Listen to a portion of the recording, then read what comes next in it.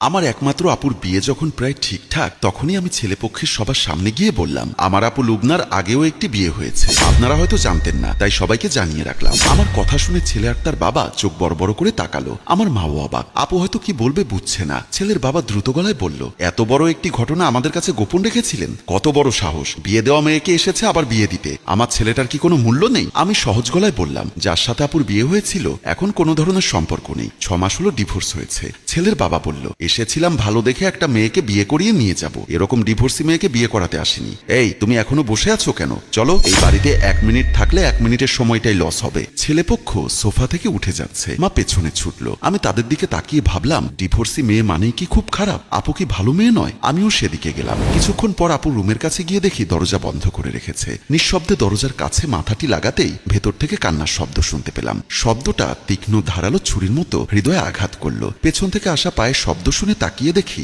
মা প্রচন্ড জিদ নিয়ে আমার দিকে তাকিয়ে এগিয়ে আসছে। কাছে এসে কিছু বুঝে ওঠার আগেই ঠাস করে আমার গালে একটা চড় বসিয়ে এত জোরে চড় মারলো, সাথে সাথে আমার পুরো শরীর কেঁপে উঠল। মাকে কিছু বলার আগেই আমাকে কঠিন গলায় বলল, লুবনার আগেও একবার বিয়ে হয়েছে। এই ঘটনাটি সবাই জেনে ফেলেছে বলেই তো বাসা পরিবর্তন করে এত দূরে আসলাম। বাসা পাল্টি এত দূরে এসে কি লাভ হলো? কে বলেছে সবার সামনে গিয়ে পুরনো সত্যটা বলে দিতে? শুনি কে বলেছে? তোর বোন লুবনাকে বিয়ে দিতে হবে তো, নাকি হবে না? আমি প্রচন্ড ব্যথায় গালে হাত দিয়ে শীতল গলায় বললাম, সত্যটা কেন ঢেকে রাখবো? যেটা সত্য সেটা আমি বলবোই। ছেলেপক্ষ যদি বিয়ে করতে হয় সত্যটা জেনেই করবে। মা আফসোসের সুরে বলল, এরকম একটা ছেলেকে শুধু তোর কারণে হাতছাড়া করতে হলো। ছেলে ইটালিয়ান প্রবাসী, বিয়ের পর লুবনাকে সহ ইটালি নিয়ে যেত। একটা কথা মনে রাখবি, এই যুগে সত্যি কথার দাম নেই। এই যুগে মিথ্যা না বললে এগিয়ে যাওয়াটা খুব কষ্টের। ভার্সিটি থেকে অনার্স শেষ করে এখন একদমই বেকার বসে আছি, MBA করছি, কিন্তু কোথাও চাকরি হচ্ছে না দেখে আমার বাবার ঘনিষ্ঠ বন্ধু আকবর সাহেব আমাকে সিভি নিয়ে তার দুলাভাইয়ের অফিসে যেতে বলল। প্রাইভেট ফার্ম, বেতন অনেক ভালো,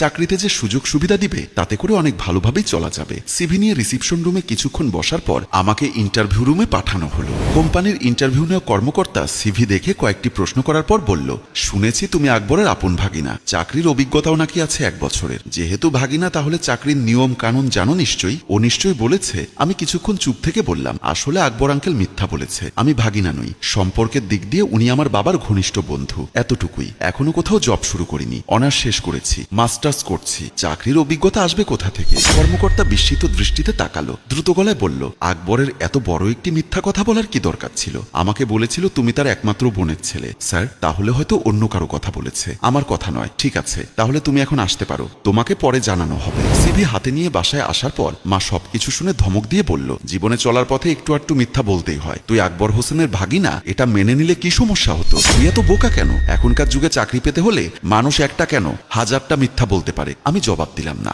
মাথা নিচু করে বারান্দায় চলে আসলাম। বাড়ি থেকে মেসে আসার পর ক্লান্ত শরীরে বিছানায় শোয়ার কিছুক্ষণ পরেই রুমের দরজায় কে যেন টোকা দিল। উঠে দরজা খুলে দেখলাম মাঝবয়সী একজন হিজাব পরিহিত মহিলা দাঁড়িয়ে আছে।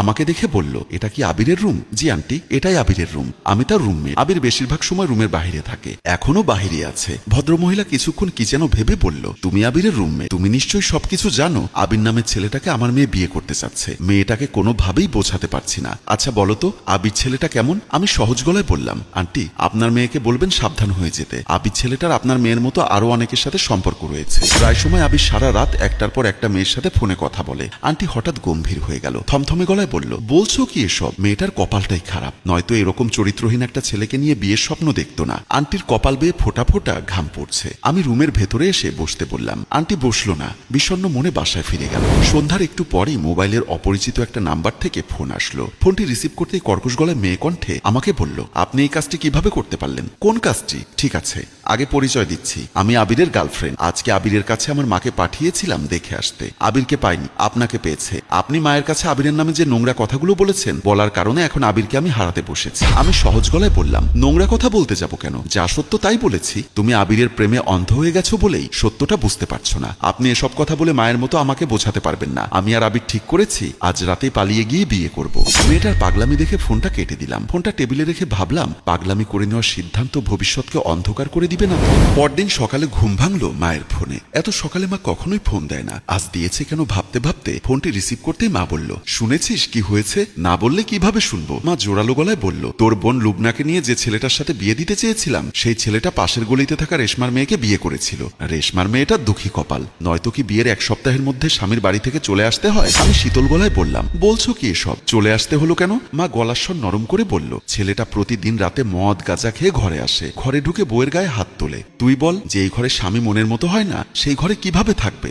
মায়ের মুখে এসব কথা শুনে শরীরে একটি শীতল বাতাস বয়ে গেল। মাকে কি বলা যায় ভাবতেই মা বলল, তুই এক্ষুনি বাড়িতে চলে আয়, আজ তোর খালাতো ভাই হাবিব আমাদের বাড়িতে আসবে। লুবনাকে নাকি তার ভীষণ পছন্দ। হাবিব মাত্রই তো গত মাসে চাকরি নিল, চাকরির 1 মাস না যেতেই তোর খালাকে দিয়ে ফোন দিয়ে বলল লুবনাকে বিয়ে করতে চায়। লুবনার একবার বিয়ে হয়েছে, এটা জেনেও হাবিব ভাইয়া আপুকে বিয়ে করতে চাচ্ছে, এটা শুনে মনটা আনন্দে ভরে গেল। আমি ফোনটা কানের কাছে রেখে বুঝতে পারছি আজকে আমার নিজেও অনেক আনন্দিত। সাথে সাথে মোবাইলে মেসেজ বেজে উঠেছে। মেসেজ চেক করতেই খুশিতে আত্মহারা হয়ে গেলাম। যখন মেসেজটা পড়ছি চোখ ভিজে উঠছে আনন্দ অশ্রুতে। মেসেজে জানানো হয়েছে সরকারি চাকরির জন্য দেওয়া ইন্টারভিউতে আমি চান্স পেয়েছি। মাঝখানে কেটে যায় অনেক সময়। হাবিব ভাইয়ার সাথে লুবনার ধুমধাম করে বিয়ে হয়েছে, আর আজকে মাসের 1 তারিখ ছিল। আজই চাকরিতে এসে জয়েন করেছি। জয়েন করার প্রথম দিনটা একই সাথে ব্যস্ততা আর আনন্দে কেটেছে। অফিস থেকে বের হব তখনই মোবাইলে একটি অপরিচিত নাম্বার থেকে রিং বেজে উঠল। নাম্বারটি সেভ করা না থাকলেও কেমন যেন পরিচিত লাগছে। ফোনটি রিসিভ করতেই কণ্ঠটি শুনে বুঝতে পারলাম এটা আমার একসময় রুমমেট আবিরের গার্লফ্রেন্ড। মেয়েটা আমাকে হতভম্ব করে দিয়ে বলল, ভাইয়া আপনি সেদিন ভুল কিছু বলেননি, আপনাকে বলেছিলাম দুজনে পালিয়ে গিয়ে বিয়ে করব। শেষ পর্যন্ত বাবা মা রাজি না থাকায় ঠিকই দুজনে পালিয়ে গিয়ে বিয়ে করেছি। আবির সম্পর্কে সবকিছু জানতে পারি আমাদের বিয়ের পর। আমি আগ্রহ নিয়ে বললাম, কি জানতে পেরেছো? মেয়েটার সাথে সাথে চোখের পানি ফেলে বরফ শীতল গলায় বলল, আবির আমাকে ঠকিয়েছে। আমাকে ছাড়া সে আরো 2টি বিয়ে করেছে। বিয়ে করা সেই 2টি মেয়ের সাথে সে নিয়মিত যোগাযোগ রাখে, অথচ 2 দিন পর আমাকে আমার বাড়ি দিয়ে সে আর কোনো খোঁজ খবর নিচ্ছে না। ভাইয়া সেদিন আপনার কথাগুলো নোংরা হলেও বিশ্বাস করা উচিত ছিল। আমি আত্মবিশ্বাসী গলায় বললাম, সত্য কথা যতই নোংরা মনে হোক তা বোঝার চেষ্টা করা উচিত। মিথ্যা তৈরি হয় সাময়িক সুখের জন্য, সত্যের তৈরি দীর্ঘস্থায়ী সুখের জন্য। দীর্ঘস্থায়ী সুখ শুধু তাদের কাছেই ধরা দেয় যারা সত্যের আশ্রয়ে এগিয়ে যায়। মেয়েটা কি যেন বলে যাচ্ছে, আবিরের নাম বলে শব্দ করে চোখের পানি ফেলতে ফেলতে বলার কারণে কি বলছে ফোনে কিছুই বুঝতে পারছি না। বাসায় ফিরে ফ্রেশ হলাম, দেখি মা টেবিলে প্লেট বিছিয়ে গরম ভাত নিয়ে এসেছে। বললাম, মা তুমিও খেতে বসো। মা বলল, শোন একটা কথা বলার ছিল। আমি দ্রুত গলায় বললাম, মা কি বলবে বলো। মা প্লেটে ভাত দিয়ে দিল, তারপর খুব কাছে এসে বলল, অনেকদিন পর তোকে একা পেয়েছি। সবসময় ঘরে কেউ না কেউ থাকে, তাই কথাটি জিজ্ঞাসা করা হয় না। আচ্ছা বলতো, সেদিন তোর গালে অনেক জোরে একটা চর বসিয়ে দিয়েছিলাম, তুই কি মায়ের প্রতি রাগ করে আছিস? মায়ের কথা শুনে বিস্ময় নিয়ে তাকিয়ে কোমল গলায় বললাম, মা মানে মমতাময়ী। শুধু আমি কেন, মমতাময়ী মায়ের সাথে পৃথিবীর কোনো সন্তানেরই রাগ করে থাকা সম্ভব নয়। কথা শেষ হওয়ার সাথে সাথেই মা ঘোমটা টেনে মাথা নিচু করে ফেললো। মাথা নিচু করে মা তার আনন্দময় হাসি লুকোনোর চেষ্টা করছে। মাকে চেষ্টায় সফল হতে দিচ্ছি না। একটু পরপর চোখ ঘুরিয়ে মায়ের সেই আনন্দমাখা হাসি দেখার চেষ্টা করছি। সম্মানিত ভিউয়ার্স, সততা কখনো খারাপ ফল দেয় না। আমাদের সবার উচিত সবসময় সৎভাবে জীবনযাপন করা। গল্পটির রচনা ও পরিচালনায় অভিক, ক্যামেরায় শিহাব এবং প্রযোজনায় মঞ্জুর মোর্শেদ। ধন্যবাদ।